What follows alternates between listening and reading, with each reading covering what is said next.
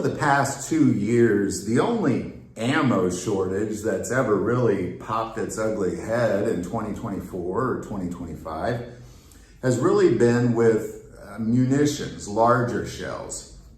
155 millimeter shells seem to be the most popular shells on the planet right now. Worldwide, countries are scrambling to produce as many 155 millimeter shells as humanly possible, primarily because of the war in Ukraine has demonstrated that this is what you need on the modern battlefield, is you need a ton of 155 millimeter shells. Well, here in the US, those are produced in Scranton, Pennsylvania, and their goal was to produce 100,000 155 millimeter shells per month, 2025, and that's not even close, not even close. What we're at is around 40,000 shells per month, and there was originally plans to open up a new ammo manufacturing plant in the Philippines. I don't believe that is going to go forward. I've not sat in the US Army meetings and heard what they're doing about that. But it seems to be on a great pause. But what's not on a pause is the U.S. Army has officially pulled the trigger and kick-started production of a brand new U.S. Army ammunition plant right here at home in Iowa, set to open in 2026 and designed to pump out 36,000 155 millimeter shells per month. This is great news. They're not going to be able to do it in Scranton, Pennsylvania. Last year, in the middle of 2024, what we saw was the U.S. Army open up another plant in Texas, which does not produce any ammunition, but they produce ammunition components. So the components are being produced in Texas, the munitions are being produced in Scranton, and they just can't keep up. What was said by generals in the early part of 2024 was that if the U.S. was to go to war with China, we would run out of ammunition in 1 week. 1 week. So what we're looking at is a total void of the type of ammunition and the amount of ammunition that we need for our U.S. soldiers in order to successfully combat any country on the planet. So this is very, very good news. How will this affect U.S. civilian small arms ammo? No way, shape, or form will it, I don't believe.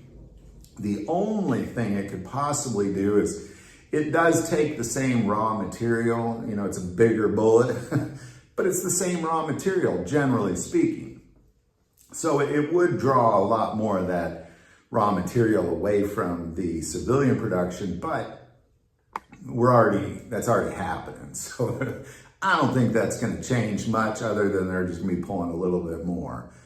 But this is good news. 2026, brand new U.S. Army ammunition plant pumping out 36,000 155 millimeter shells every month. Desperately needed for this country. And to be quite honest, I would argue that if we were to go to war with a country like China, that we need about 10 more of those. We're talking World War II level of ammunition production is what we would need. I think it would be necessary for like Ford plants to become ammo manufacturing plants and all the Honda factories here in the US become ammunition plants. It would require something like that. So will this prepare us for a war with somebody like China? I doubt it, but it'll get us a little bit closer, which is always the right direction. So there you go. Any thoughts or insight, especially if you have any insight, if you live up in Iowa, what's the word up there? What you guys talking about this new plant? Put that below. I do want to take a moment and say most people watch the channel. Hey, they're not subscribers. Click that subscribe button. Greatly increases the algorithm, our ability to get these messages out. That link is below. But the most important part of this channel is we take prayer requests. So please don't ever hesitate to send that in. And in this moment, I'd like to pray for whoever is watching this video. It's something God has asked me to put at the end of these videos, and I want to be obedient to it. If he can trust me with a little, he can trust me with a lot.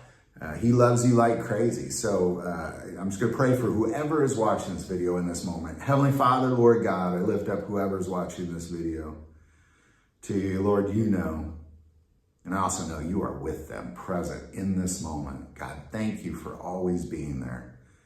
Lord, I pray that you guard over them fiercely, Lord. Guard over their loved ones, their homes. Cast anything that is wicked that comes up against them far away from them in the name of Jesus. Lord, and also bless them abundantly with the good things that you have for them, Lord. And I also ask that you show yourself to them in a powerful way so they can see you and know that you are there in their life. And thank you in advance for that. In Jesus' name, amen. Well, thank you for watching this episode of God, Family, and Guns. And as always, love God, love your family, and love guns.